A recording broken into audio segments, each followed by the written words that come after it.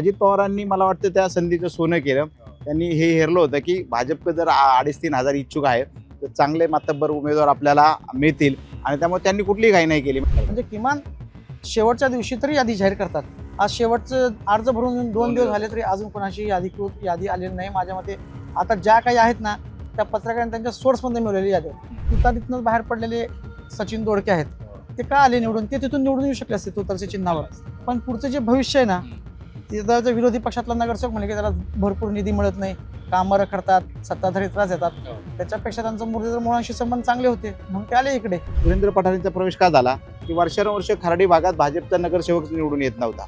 त्यामुळे त्यांनी तिथं मागच्या 2017ला 4ही जे नगरसेवक निवडून आले होते ते पठारांच्या कुटुंबातले होते आणि ते राष्ट्रवादी काँग्रेसचे होते. मग ते विधानसभा असो लोकसभा असो त्या भागात जिथं पठारे होते तिथं त्यांना मताधिक्य मिळालेले. म्हणजे ते भाजपमध्ये होते तर भाजपला मताधिक्य मिळाले. ते राष्ट्रवादी काँग्रेस शरदचंद्र पवार गटात गेले त्यांना तिथं मताधिक्य मिळालं. त्यामुळे आता जर तिथले 4 वाढवायचे तर त्यांनी डायरेक्ट सुरेंद्र पठारेंचा प्रवेश केला. भाजपची एक रणनीती दिसते की पुढची विधानसभा आता सोहळावर आणायची. ही महायुती किती टिकेल याबाबत शाश्वत नाही. मला तर वाटतं राष्ट्रवादी काँग्रेस पार्टी 100% त्या महायुतीत त्यावेळेस नसेल. मला तर उलट असं म्हणायचं ह्यावेळेस आंबेडकरांची खरी ताकद आहे का नाही ह्याच्यावर शिक्कामोर्तब करणारी ही निवडणूक आहे. कारण की आंबेडकरांच्या सगळ्या प्रॉपर्टी सील आहेत, बँक अकाउंट फ्रीज झालेले आहेत, त्यांच्या घरातले सगळे पुरुष लोक जे आहेत ते जेलमध्ये आहेत, महिला जेलमध्ये आहेत. असं असताना ह्या दोघी जेलमधनं निवडणूक लढवत आहेत. आणि भाजप मोठं संघटन आहे, मोठी यंत्रणा आहे. त्यामुळे भाजप 100% या सगळ्यांची मनधरणी करणार आणि भाजपचा खरा जो कार्यकर्ता आहे ना मला वाटतं नाहीच नाराज होत. म्हणजे आत्ता उमेदवारी जाहीर झाल्यानंतरही जिथले मध्यवस्थीतले यनपुरे राजेश यनपुरे त्यांनी लगेच पक्षाचा झेंडा फडकवत अगदी मुळामुठेच्या इथं खाली नदीपात्रात येऊन की संघटन पक्ष प्रथम. आता निष्ठा किंवा हे सगळं गुंडाळून ठेवण्याचे दिवस या निवडणुकीने दाखवून दिलेत. निष्ठा प्रामाणिकपणा कार्यकर्त्यासाठी धडा शिकवणारी ही निवडणूक आहे.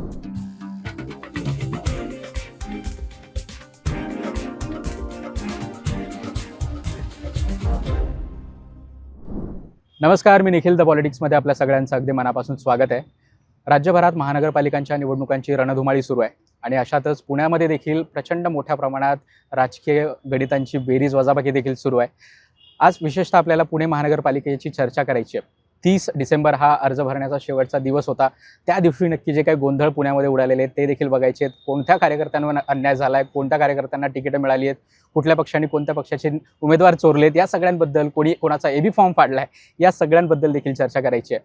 आणि या चर्चेमध्ये सहभागी होण्यासाठी माझ्यासोबत आहेत दैनिक पुढारीचे senior reporter Pandurang Sandbhor sir आणि त्यासोबतच माझ्यासोबत आहेत दैनिक सकाळचे senior reporter Brijmohan Patil sir. Sir, दोघांचे आपलं स्वागत आहे. सुरुवात यापासून करूया. मी जसं म्हटलं की कोणी कोणाचे फॉर्म पळवले, कोणी कोणाचे उमेदवार पळवले. तुम्ही दिवसभर 30 तारखेला अजितदादांचा जो बंगला आहे जिजाईला बंगल्यावर होता, नक्की काय घडलं तिथं या सगळ्या चर्चेबद्दल आम्हाला ऐकायला आवडेल. खरं तर आपण आधी तुमच्या प्रेक्षकांना सांगूया की जिजाई म्हणजे काय. जिजाई हे उपमुख्यमंत्री अजित पवार यांचं निवासस्थान आहे जे गणेश खिंड रस्त्यावर भोसलेनगरमध्ये आहे. आणि या निवडणुकीतील म्हणजे उमेदवारी अर्ज भरण्याचे जे काय अखेरचे 2 दिवस होते तर जिजाई हे त्या राजकीय घडामोडींचं केंद्र बनलं होतं खऱ्या अर्थाने. त्याला कारण असं होतं की ही निवडणूक अगदी शेवटच्या टप्प्यात उमेदवारी अर्ज भरण्याच्या शेवटच्या टप्प्यात आले तरी कुठल्याच राजकीय पक्षांनी उमेदवारी यादी जाहीर केली नव्हती. त्यामुळे सगळ्याच पक्षातले उमेदवार म्हणजे प्रामुख्याने सगळ्या म्हणण्यापेक्षा राष्ट्रवादी काँग्रेस आणि भाजप, कारण हे दोन प्रमुख प्लेयर आहेत की ज्यांच्यात खरी लढत आहे. तर ह्या दोन्ही पक्षांनी इतकी सावध भूमिका घेतली. या सगळ्यांना नक्की माहीत होतं की होणार काय. आपण उमेदवारी यादी जाहीर केली की आपले उमेदवार दुसऱ्या पक्षाला जाऊन मिळणार. त्यामुळे या दोन्हींनी सावध भूमिका घेतली. उमेदवारी यादी जाहीरच केली नाही, अगदी शेवटपर्यंत केली नाही. पण कुठेतरी रविवारी रात्रीपासून भाजपने ते जे काही अधिकृत उमेदवार होते त्यांना सांगायला सुरुवात केली की तुझी उमेदवारी यादी जाहीर झाली म्हणजे आहे, निश्चित आहे, तू कामाला लाग, फॉर्म भर. आणि सोमवारपासून त्यांनी काही लोकांना एबी फॉर्म पण वाटायला सुरुवात केली. हे सगळं घडत असताना अजित पवार मात्र त्यांच्या जिजाई बंगल्यावर अगदी ठाण मांडून बसून होते. ते फक्त करत होते. उमेदवारांच्या मुलाखती त्यांनी बारामती हॉस्टेलला घेतल्या आणि त्यांनी एक डाटा तयार केला होता. ते सगळ्या त्यांच्या घडामोडी जिजाईमध्ये बसून भाजपवर म्हणजे लक्ष केंद्रित होऊन होते की कोण तिथं नाराज होते, कोण आपल्याकडे येते. आणि शेवटच्या त्या 2 दिवसात हे चित्र बघायला मिळालं की राष्ट्रवादीपेक्षा भाजपची लोक तिथं जास्त झाली. म्हणजे घाटेंचा प्रभाग आहे, शहराध्यक्ष धीरज घाटे, त्यांचे तिथं धनंजय जाधव जे माजी नगरसेवक आहेत ते त्यांचं तिकीट काढलं तर त्यांना सोमवारी कळलं. ते धावत पळत आले, त्यांनी प्रवेश केला, लगेच उमेदवारी घेतली. तिथले शिवसेनेचे कार्यकर्ते आहेत काय नाही त्यांचं शिवसेनेचा अशोक पर्वत हरण- माजी नगरसेवक अशोक हारनावळ त्यांचंही असंच झालं. त्यांनाही कळलं की आपल्याला आपलं तिकीट गणतंय. ते आले, त्यांनी तिथं प्रवेश केला. अजून एक पर्वती झोपडपट्टीतला शिवसेनेचा चांगला कार्यकर्ता आहे, तो आला, त्यांनी केला. तो प्रभाग एकदम त्याच दिवशी डन झाला. परत अजून एक भाजपचे नगरसेवक आहे संध्याकाळी शंकर पवार, त्यांच्याही लक्षात आलं की आपलं तिकीट कट होतंय. ते संध्याकाळी धावत पळाली. सोमवारी रात्री अगदी उशिरा अचानक बंडू ढोरे अजितदादांच्या बंगल्यावर पोडले. भाजपचे ज्येष्ठ नगरसेवक आहे, भोपडी औंध भोपडी प्रभाग क्रमांक 8 मध्ये अगदी दावेदारच होते, त्यांची उमेदवारी निश्चित मानली जात होती. ते संध्याकाळी पोहोचले, कारण तिथं सनी निमानांची उमेदवारी निश्चित भाजपनी केली आणि ढोरे इकडे आले. हा असा दिवस गेला. दुसऱ्या दिवशी मंगळवारी उमेदवारी अर्ज भरण्याचा शेवटचा दिवस होता. त्याही दिवशी तेच चित्र होतं. अनेक उमेदवार येत होते, पिंपरी चिंचवडमधनं येत होते, पुण्यातनं येत होते. तुम्हाला सांगतो उमेदवार म्हणजे दुपारी 1 वाजता, आता 1 वाजता म्हणजे 2 वाजता तर तसंही 3 वाजवायची मुदत होती. धावत पळत अमोल बालवडकर आले. अमोल बालवडकरला नाही लगेच पक्षात घेतलं, तिकीट गेले. आणि शेवटचा अर्धा पाऊण तास राहिला असताना काँग्रेसच्या माजी महापौर कमल व्यवहारे धावपळत आल्या. त्यांनी पक्षाने तिकीट दिली, त्या धावपळत गेल्या. आणि ह्या सगळ्या याच्यात अजित पवार फार बारकाने हे सगळं करत होते. त्यांची टीम पण होती, त्यांचे दोन्ही शहराध्यक्ष आमदार हे होते. पण अजित पवारांनी मला वाटतं त्या संधीचं सोनं केलं. त्यांनी हे हेरलं होतं की भाजपकडे जर 2,500-3,000 हजार इच्छुक आहे तर चांगले मातब्बर उमेदवार आपल्याला मिळतील. आणि त्यामुळे त्यांनी कुठलीही घाई नाही केली. म्हणजे भाजपने तरी आदल्या 2 दिवस आधी कळवायला सुरुवात केली, एबी फॉर्म वाटायला सुरुवात केली. राष्ट्रवादीने म्हटलं अगदी काळजी घेऊन शेवटपर्यंत सस्पेन्स ठेवला आणि त्याचा त्यांनी फायदा घेतला. त्यामुळे जिजाई हे खऱ्या अर्थाने या सगळ्या घडामोडींचं केंद्र राहिलं. बरोबर. सर, जसं सरांनी जिजाई या बंगल्याबद्दल आणि तिथे घडलेल्या घडामोडींबद्दल सांगितलं, तसं तुम्ही त्याच दिवशी रामी ग्रांडे हॉटेलमध्ये होता, जिथे शिवसेनेची बैठक सुरू होती. तिथे नक्की काय काय घडलं, कोणाकोणाच्या उमेदवाऱ्या कशा कशा काढल्या गेल्या, पुन्हा 150 उमेदवारांना एबी फॉर्म दिले तसं सांगण्यात येतं, युती तुटली तिथूनच झालं, हे सगळ्या घडामोडी काय होत्या नक्की? खरं तर आपटे रोडवरचं जे रॅमी ग्रँड हॉटेल आहे हे खरं भाजपचा अड्डा आहे. अड्डा म्हणजे भाजपच्या तिथे बऱ्याचशा बैठका होतात, त्यांचे काही नेते तिथं मुक्कामी असतात, म्हणजे भाजपसाठीचं सोयीचं ठिकाण आहे. मी जेव्हा शिवसेनेची बैठक रॅमी ग्रँडला होती अशी माहिती घेतली तेव्हा माझा तर समज झाला, अरे मग भाजपवाले पण सोबत असतील. कारण की भाजपची बैठक पण तिथं 2 दिवसापूर्वी झाली होती. शिवसेनेचे लोक पण तिथं आलेले होते. म्हणजे भाजपच्या बैठका जिथं होतात तिथं येऊन शिवसेने पण बैठका सुरू केल्या.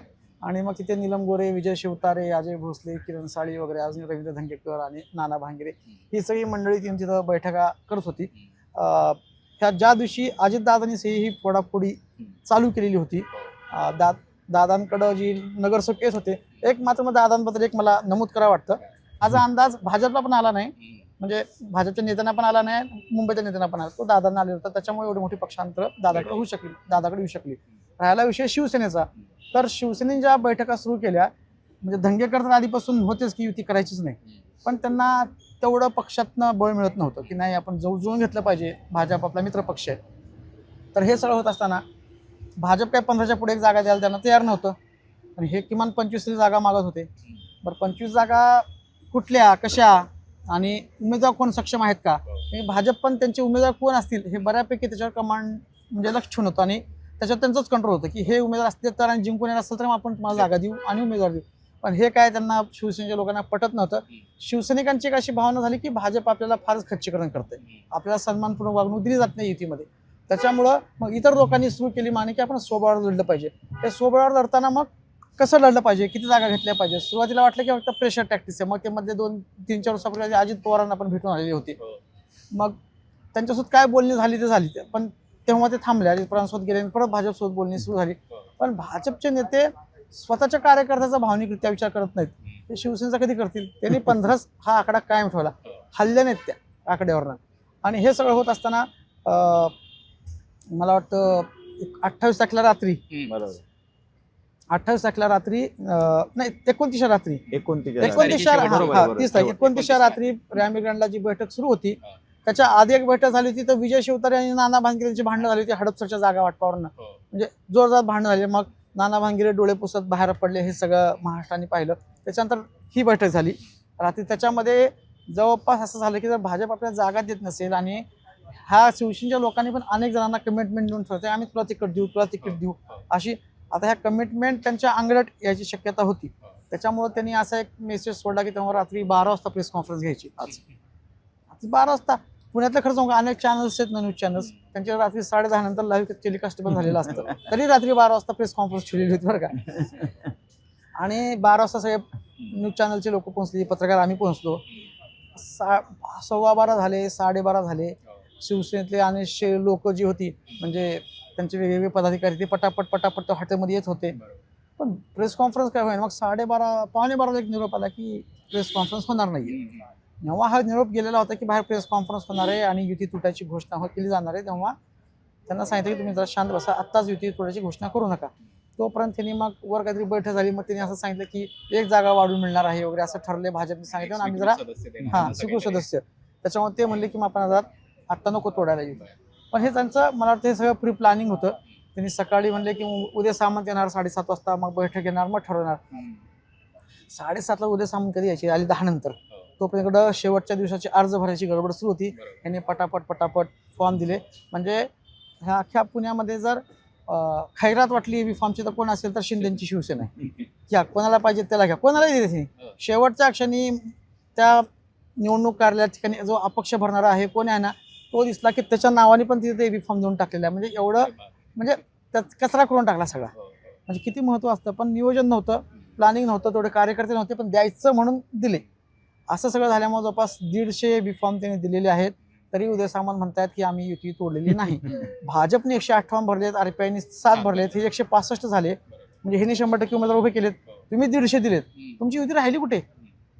म्हणजे किती लोकांना पण तुम्ही किती ग्राह्य धरणार आहात. हा विषय मात्र आहे. लोकांना फसवायचं काम चाललेलं, युतीचा पोपट मिळलेला आहे. आता हे म्हणतात की आता आम्ही 2 दिवसात ह्या अर्ज माघारीपर्यंत बैठका घेऊ आणि परत जागा वाटप करू. असं होत असते का? आधी तुम्ही काय करू शकले नाही, नंतर काय करता? कुठला कार्यकर्ता बी फॉर्म मागे घेणार आहे? कोणी घेत नाही. ह्याचा 2-4 ठिकाणी इकडे तिकडे थोडाफार काहीतरी जिजबी फरक पडेल, त्याच्या पलीकडे काही होणार नाही.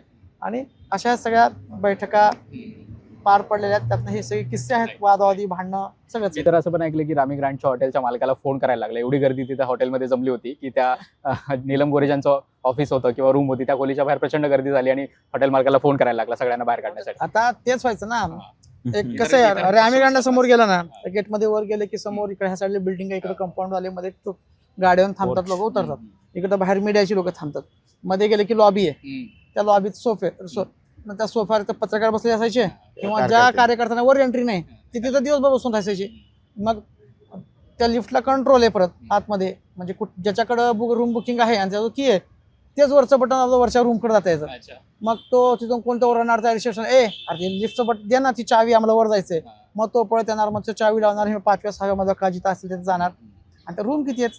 साधे सूट असतात. एक 10 लोक बसतील फार पडतात. आम्ही काही खोल्यामध्ये जाऊन आलो, आम्हीच असे 10 लोकांच्या वर तिथे बसू शकत नाही. वर जे 50, 60, 100 लोक वर जायची. स्वाभाविकपणे त्या मालकाला प्रेशर आले असणार, कारण की त्याचं बाकीचे जर कस्टमर होतेच ना.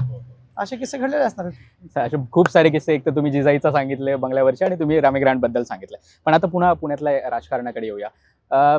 जिजाई बंगल्यावर जे प्रकारचं राजकारण त्या दिवशी म्हणजे 29 आणि 30 डिसेंबरच्या तारखेला घडला, दादांनी हे प्री प्लॅन केलं होतं असं म्हणायचं का, की नक्की थांबून शेवटपर्यंत थांबायचं, कोणाला उमेदवारी दिलेली नाहीये, कोणाला मिळू शकते तोपर्यंत थांबून आपली देखील यादी जाहीर करायची नाही? भाजपनं तर केली नाही, पण त्यांचे उमेदवार पकडले आणि आपण इथेच बसून चर्चा केली होती की भाजपने ज्या प्रकारचे उमेदवार ओढलेत त्यामुळे ही निवडणूक एकतर्फी झाली का, काय का 75% निवडणूक जिंकली असं म्हणत होतो. पण आता दादांनी या सगळ्या उमेदवारांना घेऊन मग ही निवडणूक टफ फाईटमध्ये आणली असं म्हणत होतो.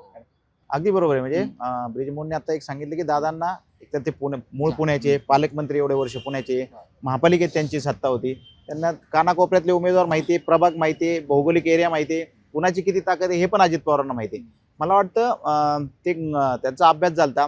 फक्त त्यांनी एक काळजी घेतली की त्यांनी त्यांची पण एक रेडी म्हणजे उमेदवारी यादी, उमेदवार हे सगळं डोळ्यापुढे ठेवलं होतं.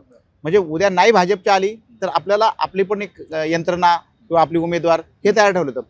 पण एक साहजिक म्हणजे आता अजित पवार तो खूप अनुभवी नेते आहेत. आपल्या पत्रकारांना एक अंदाज आला होता की भाजपकडं काय होणार आहे. अनेकांना संधी मिळणार नाही, बंडखोरी होणार, नाराजी होणार. अनेक ज्यांना लढायचे म्हणजे 2017ला बघितलं, काँग्रेस, राष्ट्रवादी, मनसे इकडलेच उमेदवार तिकडे गेले होते ना. आता त्याच्यातले संधी न मिळणारे परत येणार, हे म्हणजे एक चित्रच होतं. किंवा अगदी उघड उमेदवार असे 2017ला दादांच्या राष्ट्रवादीतून भाजपकडे हो, अगदी म्हणजे भाजपचा म्हणजे 70% निवडून आलेले नगरसेवक ह्या विरोधी पक्षातलेच होते.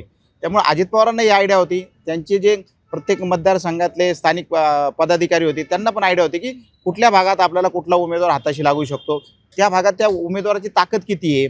आणि ह्यावेळेस मला वाटतं जे भाजप करतं ते अजित पवारांनी केलं होतं. भाजप नेहमी सर्वे करतं आणि तो एक सर्वेवर त्यांच्या पक्षातलं म्हणजे मुख्यमंत्र्यांचा सर्वे वेगळा, पक्षाचा वेगळा, आणि ते सर्वे घेऊनच समोर बसतात. म्हणजे एखाद्या आमदारांनी सांगितलं नाही नाही याला संधी द्यायची, ते चेक करतात तो सर्वेत किती. त्यावेळेस अजित पवारांनी ते केलं. अजित पवारांचे जे डिझाईन बॉक्स कंपनी आहे त्याचा सर्वे अजित पवारांपुढे होता. त्यामुळे एखादा घेऊन आला, दादा आले ताकदवाने, हा ठीक आहे, अरे काय तू सर्वेत तर काहीच नाही, तुला कुठं उमेदवारी द्यायची, ते त्यांच्या स्टाईल, हा दादाची स्टाईलमध्ये ते सांगत होते आतली लोक. त्यामुळं दादांना ते पण एक फायद्याचं पडलं की कुणाची कुठं ताकद आहे ह्या सगळ्याचा अभ्यास त्यांच्या कामाला आला. आणि त्यांनी ही पहिल्यापासून खरोखर खबरदारी घेतली की आपली उमेदवारी यादी जाहीरच करायची नाही. आणि त्यामुळं त्याचा फायदा त्यांना शेवटच्या टप्प्यात झाला आणि चांगले उमेदवार मिळाले. म्हणजे जसं विधानसभेला दादांनी कमीत कमी जागा घेतल्या आणि त्यातल्या त्यात जास्तीत जास्त निवडून आणल्या, तशी स्ट्रॅटेजी आता पण या महापालिका निवडणुकीत सुद्धा दादांची दिसते असं वाटतं. नाही दादांनी आता कमीत कमी नाही जागा, दादांनी दादांनी उलट म्हणजे 2 राष्ट्रवादी एकत्र झाली आहे. त्या राष्ट्रवादीला 40 जागा आणि 125 अजित पवारांच्या असतात. पण आता जर खरी आकडेवारी चेक केली तर मला वाटतं तुतारीला फक्त 20 ते 25 जागाच मिळाल्यात आणि त्याच्यात अनेक ठिकाणी ओव्हरलॅपिंग पण झालेले. दादांनी ही पद्धतशीरपणे काळजी घेतली की तुतारीला बरोबर घ्यायचं आणि तुतारीला म्हणजे मी एक सांगतो, वडगाव शहरी विधानसभा मतदारसंघात राष्ट्रवादी काँग्रेसचा पुणे जिल्ह्यातला एकमेव आमदार आहे शरद पवार चंद गटातला. तिथं फक्त एक उमेदवार तुतारी चिन्हावर लढतोय, तिथली तुतारी चिन्ह गायब झाली. त्याला जसे तिथले स्थानिक आमदार कारणीभूत होते तशी दादांची यंत्रणा, त्यांचे माझे आमदार, त्यांनी सगळं हेरून ठेवलं होतं की आपल्याला कुठं संधी आहे. आणि अगदी गोड बोलून दादांनी मित्रपक्षाचाही कार्यक्रम लावला आहे सगळ्या. ब्रिजमन सर, हा दादांचा जो प्रश्न आहे त्यासोबतच अजून की इतर पक्षांच्या बाबतीत सुद्धा, म्हणजे शिंदेंनी जसं तुम्ही सांगितलं की 150 फॉर्म वाटून टाकले, काय युती तर आता संपलेलीच आहे जवळपास असं म्हणू शकतो, कारण भाजपने कॅन्डिडेट दिलेत 158 आणि त्यांनी 7 जागा रिपाईसाठी सुद्धा सोडल्यात. तर दादांकडे जसे कॅन्डिडेट गेले तसे इतर पक्षांकडे का गेले नाहीत? का एकतर ते असू शकतं की निवडून येण्याची ताकद, पण तरी सुद्धा पक्षाचं चिन्ह मिळू शकतं. म्हणजे जगताप जसे काँग्रेसकडे गेले तसे इतर हे उमेदवारांनी दादांचा पक्ष सोडल्याशिवाय इतर पक्ष का निवडले नाही? कसं माहितीये का, म्हणजे भाजपकडे ती एक यंत्रणा आहे की हमखास तिकीट मिळाली की निवडून येण्याची शक्यता जास्त वाढते. तशी त्यांचा 2 नंबरचा पक्ष अजित पवारांचाच आहे की जिथं त्याचा बेस आहे, त्याला मानणारे लोक आहेत, ते चिन्ह घराघरामध्ये पोहोचलेले आणि अजित दादांबद्दलचा एक थोडासा विश्वास त्यांच्या नेतृत्वावरचा, ह्या गोष्टी त्याला कारणीभूत आहेत. आता राहिला प्रश्न बाकीच्या पक्षांमध्ये का गेले नाहीत.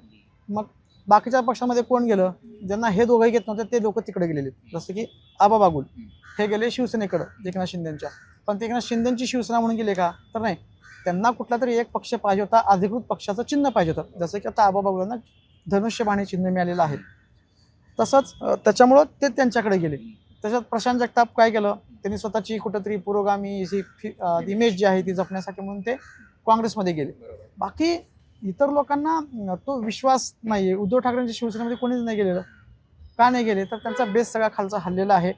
त्यांचं जे शहरातलं नेतृत्व आहे ते जसं आपण बघा इतर शहरामधले जे काही नेते आहेत शिवसेनेचे ते पहिल्या फळीत आहेत मुंबईसाठी. पुण्यातला कोणता नेता पहिल्या फळीत आहे काय? आता आपल्या टीव्हीवर सुषमा अंधारे वगैरे दिसतात, पण त्या संघटनेमध्ये त्यांना किती महत्त्व आहे ह्या इथल्या? तर त्यांना महत्त्व नाही आहे. तसा विश्वास नाही आहे की आपल्या पुढे काहीतरी आपल्याकडून लक्ष देईल. आणि मुळात ठाकरेंचं पुण्याकडे किती लक्ष आहे हा एक विषय आहे. त्याच्यामुळे तिकडं कोणी गेलेलं नाही. राहिला प्रश्न मग आता वंचित, तिकडं पण कोणी जाणार नाही. आपने तर आपमध्ये पण कोणी जाणार नाही, कारण की ते पक्ष अजून लहान आहे, त्यांना वाढायचं आहे. आणि पक्ष शेवटी काय वागतो उमेदवार, माझे जिंकून यायची हमी किती आहे त्या पक्षामध्ये उमेदवार जात असतात. त्याच्यामुळे हे कारण मेन आहे की इतर पक्षामध्ये ते गेलेले नाहीत. आणखीन उलट अशी स्थिती आहे, ह्या पक्षातले जे काही उमेदवार आहेत, शिवसेना उद्धव बाळासाहेब ठाकरे पक्षातले असे अनेक इच्छुक आहेत ज्यांनी उमेदवारी अर्ज भरलेला नाही. गेले 4-5 वर्ष ते काम करत होते, त्यांना निवडणूक लढवायची होती, पण सगळी एकंदरीत जो काय सगळा गोंधळ बघता त्यांनी अर्ज भरलेले नाही. ते म्हणले मग आपण कशा निवडणूक लढवायची, आपला पक्ष संघटनेत बसू आणि आपण काम करूयात, अशी त्यांनी भूमिका घेतली. हीच अवस्था शरद पवार यांच्या राष्ट्रवादी काँग्रेस ह्याच्या संदर्भात झाली की त्यांच्याकडे पण कोणी गेलेलं नाही आहे. कारण की जेव्हा राष्ट्रवादीमध्ये फूट पडली, बहुतांश नगरसेवक हे दादांसोबतच गेलेले होते. इकडे 5-6 नगरसेवक होते. उलट ह्याच राष्ट्रवादी काँग्रेसमधले जे विशाल तांबे जे आहेत शरद पवारांच्या, उलट एवढा सक्षम आणि एक चांगला नगरसेवक इथं पाहिजे होता, पण त्यांनी सुद्धा अंग काढून घेतला नाही. म्हणजे मला निवडणूक लढवायची नाही. मी जेव्हा त्यांना बोललो तुम्ही असा का निर्णय घेतला, जेव्हा अडचणीचा काळ आहे तेव्हा तुम्ही माघार जाते की जागा महत्त्वाची आहे. त्यांचं असं म्हणणं की सगळ्या गोष्टी काय सभागृहात होऊन राहतात का? मी त्यांना एकच उदाहरण दिलं. त्याने एका GB मुद्दा उपस्थित केला होता की कात्रज ते स्वारगेटची भुयारी मेट्रो आहे, त्याच्यासाठी बालाजीनगरला मेट्रो स्टेशन पाहिजे ही त्यांनी डिमांड केलेली होती आणि ते झालं नाही. मेट्रो स्टेशन झालं. ते मी म्हणलं हे तुम्ही सभागृहात नसतं झालं असतं का?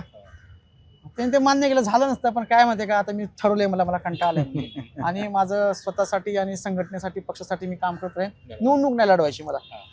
हे कशात ना आले त्यांना फ्रस्ट्रेशन किंवा हा सगळा विचार, ह्या सगळ्या गोंधळात आलेला आहे की सगळ्या बाजू अंधारलेल्या दिसतात. तेव्हा आता तुतारीतनं बाहेर पडलेले सचिन दोडके आहेत, ते का आले निवडून? ते तिथून निवडून येऊ शकले असते तुतारच्या चिन्हावर. पण पुढचं जे भविष्य आहे ना, तिथं जर विरोधी पक्षातला नगरसेवक म्हणजे की त्याला भरपूर निधी मिळत नाही, कामं रखडतात, सत्ताधारी त्रास येतात, त्याच्यापेक्षा त्यांचं मुळाशी मुळांशी संबंध चांगले होते म्हणून ते आले इकडे. शेवटी प्रत्येकाने सोय बघितली. आणि काय झालं, हे जेव्हा हे सगळं महाराष्ट्रामध्ये हे सगळे पक्ष फुटले ना, तेव्हापासून ते गांभीर्य गेलेले पक्ष सोडण्याचं. सहज कोणीतरी म्हणजे बागेत फिरायला जावं तसं कोणी कोणत्या पक्षात जाऊ शकतं, त्याला कोणी शिव्या घालत नाही, सगळेजण ऍक्सेप्ट करतात. ह्या लेवलला गेलेले. म्हणजे ह्याला कारणीभूत हे कार्यकर्ते नाहीत, हे वरच्या लोकचे नेते आहेत की त्यांनी पक्ष फोडले, ते पक्षांतर केलं, पक्ष पळवले, चोरले बिरले, काय केलं ते केलं, त्याला हे कारणीभूत आहेत. आणि त्याचं प्रत्यंतर सगळं ह्या निवडणुकीमध्ये दिसतंय असं मला वाटतं. या गोंधळाबाबत तुम्ही उल्लेख केला, तिथूनच पुन्हा सुरुवात करूया की जवळपास भाजपमध्ये एकट्या 2300 ते 2400 उमेदवार म्हणजे इच्छुक होते असं म्हणतात. त्यासोबतच राष्ट्रवादीचे इच्छुक आहेत किंवा इतर अजून. आता 30 तारखेला अर्ज भरण्याचा शेवटचा तारीख होती, आज 1 जानेवारी आहे 2026. तरीसुद्धा अजूनही चित्र स्पष्ट नाही की कोणाला नक्की एबी फॉर्म मिळाला आहे, कोण पक्षाचा अधिकृत उमेदवार आहे, कोणी माघार घेतली आहे, युती आहे नाही आहे, आघाडी आहे नाही आहे, ह्या सगळ्यांबाबत सुद्धा अजूनही स्पष्टता आलेली नाही आहे. त्या सगळ्याबाबत, या गोंधळाबाबत काय सांगाल? भाजपच्या दृष्टीने त्यांची इलेक्शन खूपच हाईप झाली, म्हणजे गरजेपेक्षा हाईप झाली. कदाचित पक्ष खूप मोठा आहे, आम्हाला लोकांचं खूप समर्थन आहे, हा एक नॅरेटिव्ह सेट करण्याच्या नादामध्ये ते त्यांच्या अंगलट आलेला खेळ आहे की त्यांना उमेदवारी देताना म्हणजे धावपळ, म्हणजे अक्षरशः दमछाक झाली त्यांच्या नेत्यांची. म्हणजे कोणाला द्यावं काय नाही, सगळा प्रचंड गोंधळ सुरू झालेला होता. आणि त्याच्यामुळे त्यांनी यादी जाहीर केलेली नाही आहे. या यादीबद्दल पण एक अजूनही प्रश्न होता सर, की आतापर्यंत कधी असं तुम्ही 2-4 निवडणुका तरी बघितल्या असतील, कधी झालंय का की कोणत्याच पक्षाने यादी जाहीर नाही केली, एवढ्या सगळ्या गोंधळाचं वातावरण? नाही, सहसा यादी जाहीर करतात. म्हणजे किमान शेवटच्या दिवशी तरी यादी जाहीर करतात. आज शेवटचं अर्ज भरून 2 दिवस झाले तरी अजून कोणाशी अधिकृत यादी आलेली नाही. माझ्या मते आता ज्या काही आहेत ना, त्या पत्रकारांनी त्यांच्या सोर्समध्ये मिळवलेली यादी, अधिकृत यादी कोणीही दिली नाहीये. आता अनेक वृत्तपत्रामध्ये याद्या छापल्यात, त्या काही पदाधिकाऱ्यांनी वाटलं अरे ते पण वेडे होऊन गेलेत, काय करतोय आपण देऊ शकत नाही. त्यांना ते कुठेतरी प्रेशर आहे, फ्रस्ट्रेशन आहे की आपण आपले उमेदवार दिले, एबी फॉर्म भरले, ते सगळेच्या सगळे अर्ज वैध ठरलेले आहेत, अवैध कोणी ठरलेलं नाही. असं असताना ते उमेदवारी जाहीर करू शकत नाहीत की अधिकृत यादी, कारण की हा सगळा गोंधळ आहे. की नेत्यांवर खापर फुटेल, काय फुटेल, नाराजी आहे, असं हे सगळं. म्हणजे पक्ष एक आहे हे दाखवायच्या नादामध्ये झालेला गोंधळ आहे असं माझं मत आहे. आणि मग भाजपने जाहीर केली नाही, मग आम्ही जाहीर करणार नाही. काँग्रेसचं असंच झालं, दोन्ही राष्ट्रवादीचं. तर अजून ते म्हणजे त्यांनी आम्हाला अधिकृत सांगितलं की आम्ही यादी काही जाहीर करणार नाहीत, आम्ही 3 तारखेनंतर बघू. एकनाथ शिंदे म्हणतात की आम्ही युती तुटलेली नाहीये, मग ते कसं काय यादी जाहीर करतील? यादी जाहीर केली की संपला विषय, म्हणजे युती तुटली आहे. असा सगळा हा गोंधळ आहे. एकामेकामध्ये ते इतके अडकलेले आहेत आणि त्यांना असं वाटतं की जर आपण अर्ज जाहीर केले तर ज्या काय फार वाईट चर्चा उमेदवारीच्या वाटपाबद्दल पुण्यामध्ये ऐकायला येतात, पैसे घेऊन उमेदवार वाटलेले आहेत, अशी खूप चर्चा कानावर येते. आता कसे ह्याचे पुरावे नसतात ना, म्हणजे पण पुरावे नसतात, कधी कधी रक्कम वाढवून सांगितली जाते, घेतलेलं असं 2 कोटी सांगतात, 5 कोटी कार्यकर्ते, ह्या अशा गोष्टी असतात. त्याच्यामुळे ह्याचे पुरावे नाही आहेत. पण ह्या वाईट चर्चांना मात्र ह्या निवडणुकीत सुरुवात झालेली आहे. चांगल्या चांगल्या लोकांची नावं हे कार्यकर्ते घेतात, ह्याचे परिणाम पुढे भोगावे लागतील खरं असेल तर. पांडुरंग सिंग, मला तुमच्याकडे यायचं आहे की या सगळ्या गोंधळाबाबत तर आपण बोलतोय, पण या सगळ्या गोंधळात इच्छुकांच्या गर्दीमध्ये जो सगळ्यात मोठा फटका बसला आहे प्रत्येक पक्षातल्या निष्ठावंतांना, मग ते भाजप असू देत, राष्ट्रवादी असू देत किंवा इतर कुठले पक्ष असू देत, या सगळ्यांना प्रचंड मोठा फटका सहन करावा लागतो. आपण बघतोय की कोणीही ते एबी फॉर्म खाऊन घेत आहे किंवा पळून घेऊन चाललंय, त्याच्या मागे मीडियाचे कर्मचारी चेस करतायत त्या सगळ्यांना. तर या सगळ्या निवडणुकीचं जर कुठलं काय हायलाईट असेल एक ते फॉर्म भरण्याच्या शेवटच्या दिवसांपर्यंत, तर ते आणि सोशल मीडियावरही त्याची प्रतिक्रिया उमटताना आपण बघतोय की निष्ठावंतांवर कशा प्रकारे अन्याय झाला आहे. काय या राजकारणाबद्दल सांगाल नक्की? कसं हे निष्ठावंतांवरचं अन्यायाचं राजकारण हे दूर करू शकतात पक्ष? कारण इतकेच विकृत सदस्य आहेत का की त्या सगळ्यांना भरवलं जाईल या ठिकाणी, किंवा इतक्या समित्या आहेत का त्या समित्यांवर बसवलं जाईल? काय वाटतं? नाही, मला वाटतं आता निष्ठा किंवा हे सगळं गुंडाळून ठेवण्याचे दिवस या निवडणुकीने दाखवून दिलेत. निष्ठा, प्रामाणिकपणा, कार्यकर्त्यासाठी धडा शिकवणारी ही निवडणूक आहे की म्हणजे एवढं वर्ष प्रामाणिक काम करायचं आणि आयत्यावेळी कोणीतरी तुमच्या डोक्यावर येऊन उमेदवार बसतो. याचं 2 कारणं आहे की आत्ता निवडणूक व्यक्तिकेंद्रित झालेली आहे. म्हणजे दोन्ही पातळीवर, कार्यकर्त्याच्या पातळीवर पण आणि नेत्यांच्या पातळीवर. म्हणजे बघा आता भाजपचं आपण प्रामुख्याने उदाहरण सातत्याने का देतो की भाजप या शहरातला मोठा पक्ष आहे, ज्यांचे 100 नगरसेवक मागच्या वेळेस निवडून आले होते. ही जी सगळी त्यांच्या कोर कमिटीची बैठक चालू होतं तेव्हा प्रत्येक नेत्याची एक भूमिका होती की माझा कार्यकर्ता माझ्या जवळचा हा कसा बसेल.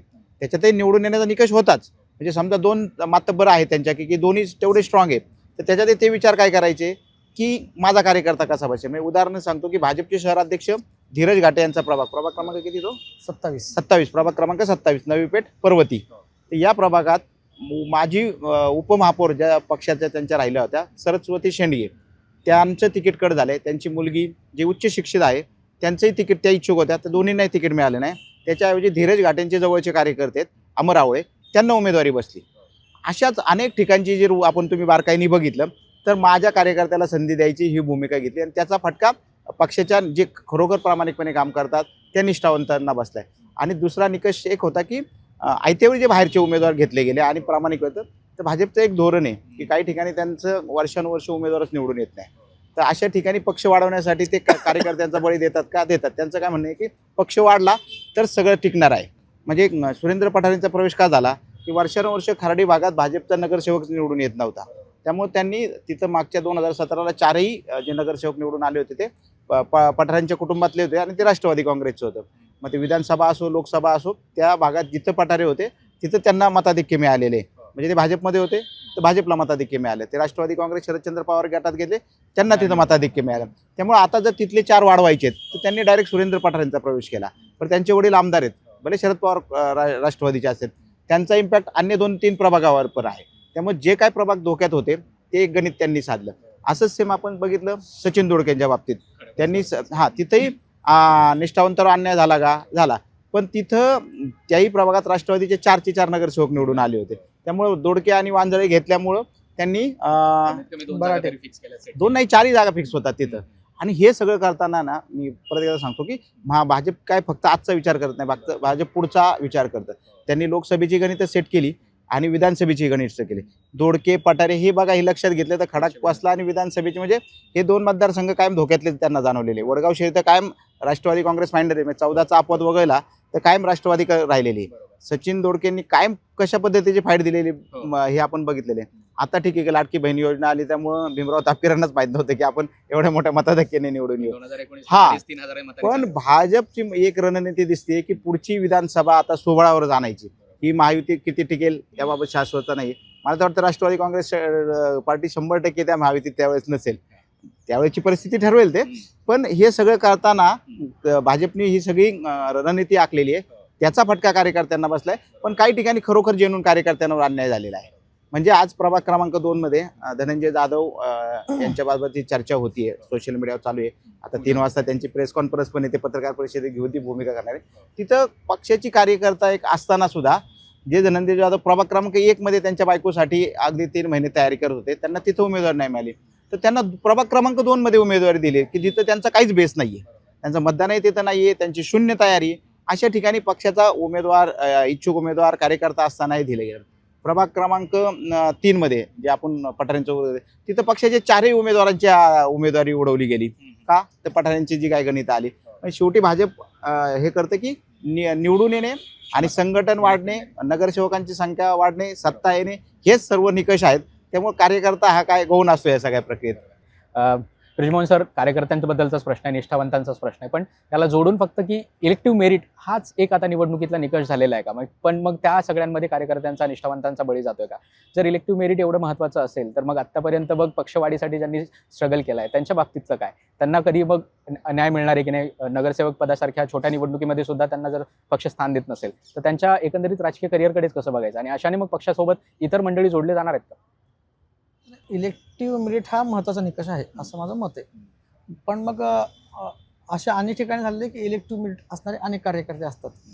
पुण्यामध्ये अडचण अशी आहे, कार्यकर्त्यामध्ये इलेक्टिव्ह मेरिट पण आहे, पण समजा त्यांनी बंडखोरी केली पण तो निवडून येऊ शकत नाही अशी अवस्था. जसा आपण उदाहरणार्थ बघूयात की जो प्रभाग क्रमांक 25 जो आहे शनिवार पेठ महात्मा फुले मंडई, हा एकदम भाजपचा A+ वॉर्ड आहे, क्रीम वॉर्ड आहे तो. तिथं जर दुसरा कोणी उमेदवार म्हणजे इथं सक्षम उमेदवार आहेत निवडून येण्यासाठी भाजपचा कार्यकर्ता, पण त्याला उमेदवारी दिली नाही तर पक्षाला काही फरक पडत नाही. कारण की तो तिथं बंडखोरी करून जर आला तर त्याला तिथं मतदान होणार नाही, कारण की त्यांचा तो वोटर तिथं बांधला गेलेला आहे, त्या कंबळ ह्या चिन्हाशी बांधला गेलेला आहे. अशी स्थिती काहीशी कोथरूडमध्ये आहे, काही पर्वतीमध्ये आहे. असे काही वार्ड आहेत भाजपचे पॉकेट आहेत की जिथं लोक चिन्हाला बघून मतदान करतात, उमेदवाराला नाही. हा इश्यू आहे. त्याच्यामुळे ते निष्ठावंत कार्यकर्त्यांवर तिथं अन्याय होतो. बरं, आता दुसरीकडं जिथं भाजपचे कमकुवत वार्ड आहेत तिथं त्यांचं कदाचित कार्यकर्त्यांवर विश्वास नसावा, जे की निवडून येऊ शकतात, 5 वर्ष सलग काम करतायत, त्यांच्यावर विश्वास नाही की म्हणजे सीट जाऊ शकतं. अशा वेळेस मग ते काय करतात, बाहेरचा उमेदवार आणतात. आत्ता जसं पांडे यांनी सांगितलं की उदाहरण दिलं की प्रभाग क्रमांक 2 मधलं पूजा धनंजय जाधव ह्या प्रभाग क्रमांक 1 मधनं इच्छुक होत्या, त्यांना तिकीट दिलेलं नाही तिथून. पण प्रभाग क्रमांक 2 मधनं जी भाजपच्या कार्यकर्त्या काम करत होत्या त्यांचं तिकीट कापून त्या पूजा धनंजय जाधव यांना ते तिकीट दिलं. मग अशा वेळेस हे त्यांचं जे निष्ठावंत कार्यकर्ता किंवा निवडून येण्याचे निकष हे सगळं ते गणतं आणि बाहेरचा कुठला तरी उमेदवार येतो आणि त्याला उमेदवारी मिळते. हे होतं, पण इलेक्ट्रोमीट हा महत्त्वाचा निकष आहे. पण कधी कधी नेत्यांबद्दल एखाद्या कार्यकर्त्याच्या मनात म्हणजे कार्यकर्त्याच्या एखाद्या नेत्याच्या मनामध्ये हे असतं, म्हणजे नकारात्मक भावना असते, त्याचा इम्पॅक्ट हे उमेदवारी मिळण्यावर होतात. पण हे फार जाणीवपूर्वक झालं हा, की विधानसभेला तयारी केली की त्याचा पत्ता कट करायचा. असे अनेक आहेत बरं का. म्हणजे सात-आठ प्रसन्न जगताप हां. सिंहगड रोड जोरदार तयारी केली, प्रभाग बदलला. ज्या प्रभागात तयारी केली डायरेक्ट दुसऱ्या प्रभागात उचलून टाकलं. प्रभाग क्रमांक 28 जनता वासन, म्हणजे जिथे त्यांचा संबंधच नाही तिथं विकास नाना पत्ताच कट केला. शिवाजीनगरमध्ये सनी निमन प्रभाग क्रमांक 8 मध्ये तयारी करत होते, त्यांना डायरेक्ट सांगितलं तुम्ही लेडीज द्या, घरातली महिलेला उमेदवारी द्या, नाही तर तुमच्याकडे पर्याय दुसरा प्रभाग क्रमांक 7 मध्ये लढा. तिथे त्यांनी तयारीच केली नाही. ठीक आहे, आता निमनांचं थोडं वलय होतं, राजकीय वलय संपर्क होता, थेट देवेंद्र फडणवीसांशी ते डायलॉग करू शकत होते, त्यामुळे त्यांनी त्यांची उमेदवारी खेचून आणली. पण अशा अनेक मतदारसंघात हेच झाले, जो विधानसभेची तयारी करत होतो तिथल्या आमदारांनी त्यांचे पत्ते कट करण्याचे काम केले. संदीप काळे आताच भेटले होते. असे की ज्यांनी आमदारांना थोडंसंही क्रॉस केलं किंवा तिथल्या नेत्याला क्रॉस केलं की त्याचे पत्ते कट.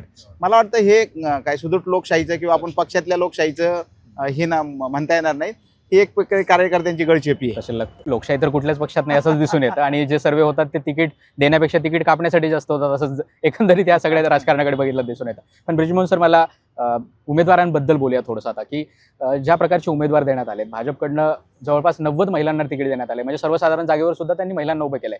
हे त्यांच्या पुढच्या राजकारणाचा विचार करता त्यांनी असा विचार करून ही उमेदवारी दिलेली आहे असं म्हणता येईल का? म्हणजे 2029 पर्यंत किंवा त्याच्यानंतरच्या पुढच्या टर्ममध्ये मतदारसंघांचं पुनर्रचना होणार आहे, त्याच्यामध्ये महिलांच्या मतदारांची संख्या वाढेल, 33% आरक्षण देखील लागू होईल, या सगळ्यांचा विचार करून भाजपनं हा उमेदवारी दिलेली आहे का? आणि दुसऱ्या बाजूला अजित पवारांनी त्यांच्या युतीमध्ये असलेल्या सचिन खरात यांच्या, हे सगळे एक्सक्यूज झाले, पण आंदेकरांच्या घरात उमेदवारी दिली, गुंडांच्या घरात उमेदवारी दिली आहे, आणि त्या सगळ्याला कारण दिले की इलेक्टिव्ह मेरिट, हे जसं तुम्ही आता चर्चा करत होतो. तर हे नक्की याला कसं बघायचं आहे? यात प्रश्नाचं उत्तर दोघांकडून करा. भाजपच्या दृष्टीने जर विचार करायचा असेल तर मी थोडं 2-1 वर्ष मागे जाईल. पुण्यामध्ये SP कॉलेजमध्ये राष्ट्रीय स्वयंसेवक संघाची अखिल भारतीय बैठक झालेली होती. त्या बैठकीत एक ठराव पास झालेला आहे की महिलांना समाजामध्ये महत्त्वाचं स्थान मिळवून दिलं पाहिजे, त्यांना महत्त्वाची भूमिका देशाच्या ह्याच्यामध्ये निभायला मिळाली पाहिजे, असा एक ठराव झालेला आहे. स्वाभाविकपणे मला वाटतं की ह्याचे आता हळूहळू आपल्याला परिणाम हे भाजपच्या निवडणुकीच्या राजकारणामध्ये दिसायला मिळत आहेत, असं माझं मत आहे. जसं की आपण पाहतोय की सर्वसाधारण जागांमध्ये अनेक असे वॉर्ड आहेत भाजपच्या, आता किमान 7 ते 8 असे वॉर्ड आहेत. तर 2 महिला पाहिजेत ना, तिथं 3 महिला आहेत. प्रभाग क्रमांक 40 हा येवले कोंडवा खुर्द, येवलेवाडी खोंडवा खुर्द, तिथं 4च्या 4 महिला दिलेल्या आहेत त्यांनी, एकाही पुरुषाला संधी दिलेली नाहीये. तर हे मला वाटतं की हे त्या संघाच्या बैठकीत झालेले जे निर्णय आहेत, हळूहळू जे खाली जे काय म्हणतात पर्क्युलेशन जे होते ते आता दिसत आहे आपल्याला. कदाचित ह्याच्यात ज्या निवडून येणाऱ्या महिला आहेत काही उच्च शिक्षित आहेत, असं आपण प्रभाग क्रमांक 12 मध्ये बघूया. शिवाजीनगर मॉडेल कॉलनीमध्ये एक बोटे ह्या प्राचार्य आहेत मॉडेल कॉलनीच्या, त्या PhD होल्डर आहेत. परत एक प्रभाग क्रमांक 36 मध्ये सिद्धी ठोसर नावाची एक उमेदवार दिलेली आहे. मी तर भेटलो नाही पण ABVP कार्यकर्ता आहे आणि वय अतिशय कमी आहे, एकदम 23 वय आहे. तर असे ह्यांनी काही प्रयोग ह्यावेळेस केलेले आहेत. म्हणजे त्याच प्रभागामध्ये गणेश घोष यांच्या पत्नी आहेत, त्यांना त्यांनी तिकीट दिलं. ते सुभाष जगताप जे भाजपचे राष्ट्रवादीचे अध्यक्ष आहेत, ते शहराध्यक्ष, त्यांच्या विरोधात उमेदवारी दिलेली आहे. म्हणजे भाजपने उमेदवार असे दिलेत की महिला म्हणून पण लोक सहानुभूतीने बरेचदा मतदान करतात. तर अशा ठिकाणी त्यांनी हे प्रयोग केलेले आहेत. आता कदाचित त्या पुरुष उमेदवाराच्या पुढे समजा आता निवेदिता एकबोटेंच्या पुढे माजी स्थायी समितीचे अध्यक्ष बाळासाहेब बोडके, वजन असलेला माणूस आहे. आता ते आणि ह्या नव्या आहेत, त्या तरुण आहेत. बोडके हे रुजलेले राजकारणी आहेत, तर ह्यांच्यातली फाईट बघण्यासारखी होणार आहे. पण हे प्रयोग केलेत भाजपने, त्याच्यामुळे हे यशस्वी झाले ना, तर त्यांना एक मानायला पाहिजे. त्यांनी ते रिस्क फॅक्टर घेऊन ते यशस्वी करून दाखवलं असं मला वाटतं. आता विषय आला आंदेकरांचा, तर आंदेकरांची गुन्हेगारी पार्श्वभूमी आजची नाही, 30 वर्षापासून हे राजकारण ते पाहत आलेत. दर निवडणुकीत त्यांचे एक दोन कुटुंबातले उमेदवार निवडून येत असतात. खरं मला तर उलट असं म्हणायचं ह्यावेळेस आंदेकरांची खरी ताकद आहे का नाही याच्यावर शिक्कामोर्तब करणारी ही निवडणूक आहे. कारण की आंदेकरांच्या सगळ्या प्रॉपर्टी सील आहेत, बँक अकाउंट फ्रीज झालेले आहेत, त्यांच्या घरातले सगळे पुरुष लोक जे आहेत ते जेलमध्ये आहेत, महिला जेलमध्ये आहेत. असं असताना ह्या दोघी जेलमधनं निवडणूक लढवत आहेत. त्यांना राष्ट्रवादीने उमेदवार दिलेली आहे. आता गुन्हेगारीचा मुद्दा तो नैतिक अनैतिक, शेवटी कसं असतं निवडणुकीत, जोपर्यंत न्यायालय शिक्षा करत नाही तोपर्यंत तो काही गुन्हेगार सिद्ध होत नाही. आरोपाला काही महत्व नसतं. तर ह्या दोघींना आरोप आहेत, त्याच्यामुळं तशा त्या निष्पाप आहेत असं आपण समजून आता ते निवडणूक लढवत आहेत. आता तिथले मतदार ठरवतील की काय आहे. त्याच्यामुळे मला वाटतं की आंदेकरांचं पण अस्तित्व काय आहे, टिकवायचं की नाही, म्हणजे त्यांचं पण अस्तित्वाची याच्यात लढाई असं मला वाटतंय. आणि त्यांच्या लोकप्रियतेचा जो काही तिथल्या लोकांमध्ये जो असतो, एखाद्या बरेचशा लोकांचं काय असतं, भांडणं बिंडणं असतात ना, पोलिसांच्या नादाला लागण्यापेक्षा ते गुंडाच्या नादाला लागतात. कारण की ते फटकन निकाल देऊन रिकाम होतात पोलिसांकडे की बाकीच्या कटकटी सुरू होतात असं लोकांचा समज असतो. त्याच्यामुळे अशा अनेक पद्धतीने काही मदत केलेली असतात. त्यांच्यासाठी आपण पाहतोय जुना इतिहास आहे, गुन्हेगार असला तरी मसीहा असतो अनेकांचा. त्याच्यामुळे आपण जरी गुन्हेगारचं उदात्तीकरण केलेलं नसलं, करत नाही आपण, पण तरी लोकांमध्ये काहीतरी भावना असते म्हणून ते लोक निवडून येत असतात. तर आता ही निवडणूक मला वाटतं की तशा दृष्टीने तिथली महत्वाची. पांडुरंग सिंग, हाच प्रश्न तुम्हाला पण आहे की नक्की जो भाजपने रिस्क घेतली असं म्हणायचं, या महिला उमेदवारांना 90 महिला उमेदवार उभे केले, त्यासोबतच सर्वसाधारण जागांमध्ये पण महिला उमेदवार दिलेत, काही उच्च शिक्षितही आहेत. या सगळ्यांकडे कसं बघता नक्की भाजपच्या राजकारणाकडे? मला वाटतं रिस्क अजिबात म्हटलं नाही पाहिजे याला. ही संधी बघितली पाहिजे. कारण आता ब्रिजमोहननी सांगितलं की एकतर आपण आता याच्यात सुद्धा 25% 33% आरक्षणाचा हे घेतलाय. जास्तीत जास्त महिला उमेदवार राजकारणात पुढे येणार आहे. बघा आता 50% आरक्षण स्थानिक स्वराज्य संस्थात आहे. मागच्या 2017च्या निवडणुकीत सभागृहात 50% पेक्षा जास्त महिला होत्या आणि अनेक चांगल्या महिलांनी सुद्धा म्हणजे सभागृहात कामकाज केलेलं आहे. आणि काय होतं, महिलांना मला वाटतं स्थानिक पातळीवर उमेदवारी देताना त्यांची एक इमेज असते, म्हणजे कार्यकर्ता च्या बाबत अनेक मतप्रवाह असतात. पण एक महिला जर उमेदवार असेल तर मला वाटतं त्याचे अनेक फायदे पण मिळतात. थेट एक प्रतिभा आणि त्याच्याबद्दल म्हणजे बघण्याची त्यांची दृष्टी पण वेगळी असते. रोजच्या जीवनात आम्हाला काय संघर्ष करतो याचा सगळा जो काय फायदा भाजपला, आणि याच्यातले बरेच उमेदवार आहे ना उच्च शिक्षित आहेत, त्याचाही थेट भाजपला फायदा होणार. मतदारसंघात मला वाटतं सुरेंद्र पठारे COEP मधनं इंजिनियर आहेत. हो, त्यांच्या पत्नी ऐश्वर्या त्या पण उच्च शिक्षित आहेत. त्या पण IT इंजिनियर, IT कंपनी आहे. आणि तो भाग पण IT म्हणजे धारक आहे सगळा त्या भागातला, म्हणजे लोगाव, विमाननगर त्या भागात त्यांच्या उमेदवारीचा फायदा आहे. एकबोटे ताई आहेत, त्या सुद्धा आता त्यांच्या आई होत्या, त्या लढतायत. आता बाळासाहेब बोडके सारख्या उमेदवाराला हे देण्यासाठी मला वाटतं एक तिथल्या मतदारांना अप्रोच होणारा चेहरा आहे. अगदी तुम्ही फार झोपडपट्टीत गेलं तरी आज झोपडपट्टीतला वर्ग सुद्धा विचार करणार आहे. असं नाही की दरवेळेस झोपडपट्टीतला मतदार आपण म्हणतो की पैसे देऊनच मतदान करतो. अनेक ठिकाणी हे चित्र आहे. मला वाटतं पक्षाची प्रतिमा बदलण्याचं एक भाजपने एक हे केलेलं आहे की ह्या सगळ्याच्यात जर प्रतिमा आपली खालवते तर त्यानिमित्ताने एक वेगळं संदेश भाजपने ह्या निवडणुकीतून दिलेला दिसतोय. सर, आता पुन्हा थोडंसं राजकारणाकडे आणि युती आघाड्यांच्या राजकारणाकडे येऊया. मुलाखतीच्या काही शेवटचे प्रश्न. धंगेकरांबद्दल फार चर्चा होती या निवडणुकीमध्ये. युती त्यांच्यामुळे तुटली, अनेक जण अशी चर्चा करतात. त्यांच्या मुलाला उमेदवारी हवी होती, घरात 2 अजून उमेदवाऱ्या हव्या होत्या आणि त्यांना करायची नव्हती अशी सुरुवातीपासून, कारण त्यांना ज्या प्रकारचे आरोप त्यांनी भाजपच्या मोठ्या नेत्यांवर इथल्या केले होते त्यामुळे त्यांना डावलण्यात पण आलं होतं त्यांच्या चर्चांमधून वगैरे. तर ह्या युती तुटल्याचा नक्की भाजप आणि शिवसेना युतीचा खरंच फटका भाजपला बसू शकतो का? कारण भाजप पुण्यामध्ये तसा मोठा भाऊ मानला जातो आणि शिवसेना त्यात काहीच जण सध्या जे 10 नगरसेवक आले होते त्यातले 5 भाजपमध्ये गेले, जे राहिले होते शिवसेना फुटीनंतर काहीच 1-2 नगरसेवक शिवसेनेसोबत होते. अशा वेळी 15पेक्षा जास्त जागा मागून त्यांनी एक तर खरंच तेवढं देणं शक्य नव्हतंच भाजपला. तर या युतीकडे तुटण्याकडे आणि खरंच नुकसान होण्याकडे या कसं बघायचं? मला असं म्हणायचं की जे काठावरचे जे प्रभाग आहेत जिथे की 1000पेक्षा कमी मतांनी निवडून आलेले उमेदवार आहेत, तर अशा शहरांमध्ये 2017ची जर आपण पाहिले तर 21 जागा अशा आहेत की तिथं खूप कमी मतांनी निवडून आहेत. त्यामध्ये भाजप 21 पैकी 12 जागा भाजपच्या आहेत. तर मागच्या वेळेस आपण पाहिलं की भाजप स्वतंत्र लढलेला होता, शिवसेना स्वतंत्र लढली होती, काँग्रेस आणि सगळे स्वतंत्र होते. आता ह्यावेळेस काय झालं, भाजप स्वतंत्र आहे, शिवसेनेमध्ये फूट आहे, 2 शिवसेना लढत आहेत, एक शिवसेना काँग्रेस सोबत गेलेली आहे. मग त्या शिवसेनेचे जे वोट आहेत मतदान आहे ते काँग्रेसकडे ट्रान्सफर होणार.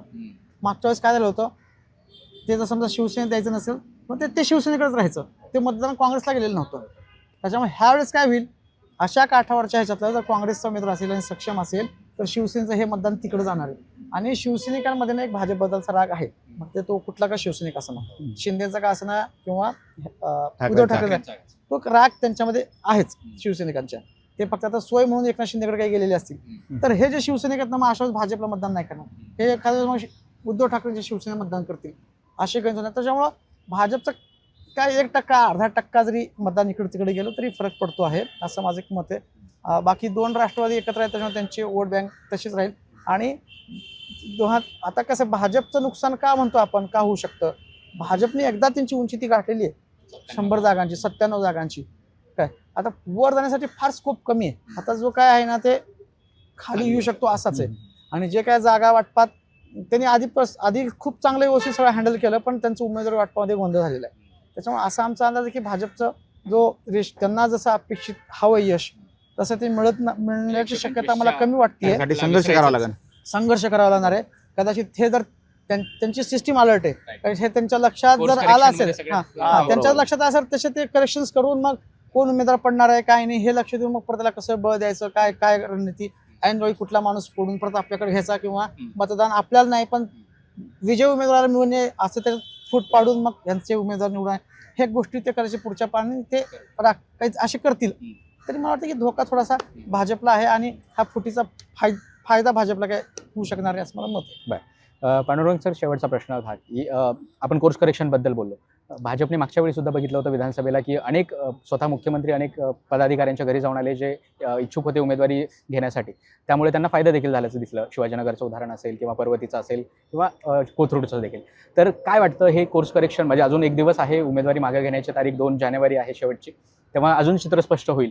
पण या कोर्स करेक्शनकडे भाजपच्या यंत्रणेकडे बघता खरं ते बंडखोरीचं जास्तीत कमीत कमी कसा तोटा होईल त्याचा याकडे बघतील, प्रयत्न करतील. 100% भाजप येते आणि भाजप मोठं संघटन आहे, मोठी यंत्रणा आहे.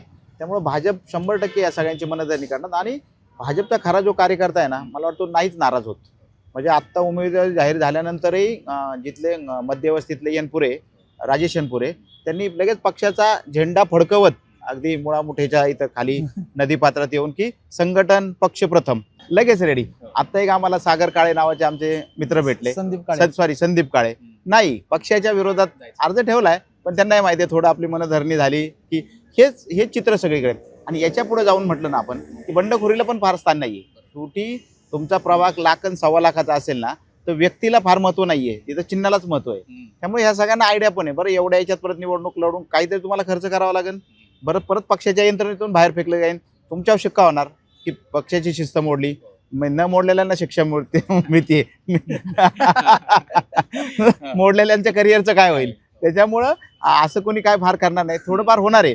ज्यांना आता भाजपमध्ये एखादा इच्छुक आहे त्याला जर शिवसेनेचं मिळाले धनुष्यबाण तर तो फार पुढे जाऊ शकतो. त्यामुळे तिथं काय ते हातात नाही. पण हे जे करेक्शन आहे ना ते 100% भाजप आता नाही अगदी फार मतदानाच्या दिवसापर्यंत करेल. म्हणजे काही चुकून राहिले तर त्यांना शेवटच्या दिवशी सुद्धा माघार घ्यायला लावतील की आम्ही आमचं यांना समर्थन देतोय. कारण भाजप ह्या बाबतीत म्हणजे खऱ्या अर्थाने भाजपला मानलंच काय की ते कायम 24 आवर्स आणि 5 वर्ष इलेक्शन मोडमध्येच असतात. आता तर 15 दिवस फार महत्वाचे आहेत. शेवटचा प्रश्न तुम्हाला सर, की कोर्स करेक्शनबद्दल आपण बोलतोय पण जसं सरांनी उल्लेख केला की त्या पक्षाचे जे कार्यकर्ते असतात किंवा अजून जे कुठले पदाधिकारी असतील, पक्षाचा झेंडा सोडायचा नाही किंवा चिन्हाला सोडायचं नाही, विचारधारेला सोडायचं नाही. दुसऱ्या बाजूला बघतो की दुसऱ्या पक्षांचे कार्यकर्ते हे तिकीट मिळालं नाही किंवा लगेच जम्प करतायत बघतोय. तर ह्या कमिटमेंटकडे तुम्ही कसं बघता आणि याचाच फायदा भाजपला या महानगरपालिकेच्या निवडणुकीत सुद्धा होईल असं वाटतं का? कसं आहे, ती एक भाजपची जशी जमेची बाजू आहे, पण तुम्ही असं समजू नका की कार्यकर्त्यांचा तो विकनेस आहे. हे भाजपच्या नेतृत्वाने लक्षात घ्यायला पाहिजे. म्हणजे काय करतील माहिती आहे कार्यकर्ते, कसबा पोट निवडणुकीत काय केलं यांनी दाखवून दिलं ना, त्यांनी मतदानच केलं नाही. आम्ही कमळाच्या विरोधात मतदान नाही करू शकत ना, आम्ही दुसऱ्यालाही करणार नाही, कोणाच करणार, आम्ही मतदान करणार नाही, असं गोष्टी होऊ शकतात. ह्याचा फटका थेट भाजपला बसू शकतो. बरं, आता भाजपच्या आत्ता सध्या पुणे शहरात किमान 158 अधिकृत उमेदवार आहेत, पण त्याच्यापेक्षा दुपटीच्यापेक्षा जास्त संख्येने हे अनेकांनी अर्ज भरलेले आहेत. काहींनी अपक्ष म्हणून भरला आहे, काहींनी भाजप म्हणून भरलेला आहे. आता त्या प्रत्येकाने अनेक निवडणुकीसाठी भरपूर खर्च केलेला आहे. असे बरेच कार्यकर्ते आता त्या सगळ्यांची मनधरणी करताना ह्या नेत्यांचा कस लागणार आहे. त्यांची एक एक जागा भाजपला महत्त्वाची आहे. मी म्हणतो चला 10-15 जागांमध्ये बंडखोरी झाली आणि तिथं जर त्यातले निम्मे उमेदवार पडले, 7 उमेदवार पडले तर काय होईल त्याचा नेतृत्वाने विचार करावा, माझं एवढंच म्हणणं आहे. तर सल्ला महत्वाचा आहे. तर बघूया भाजप आणि सगळ्याच पक्षाचे नेतृत्व या बंडखोरांची कसे विचार करतात, त्यांना कशा प्रकारच्या संधी पुढच्या काळात देतात. आणि या पुणे महानगरपालिकेच्या निवडणुकीचं सातत्यानं आपण कव्हरेज द पॉलिटिक्सवर ते करतोय. तुम्हाला ते कसं वाटतं हेही नक्की सांगा. या दोन्ही पत्रकारांसोबत आपल्याला पुन्हा या विषयांवर चर्चा नक्की करायच्या आहेत. पण आज इथेच थांबूया. तोपर्यंत धन्यवाद.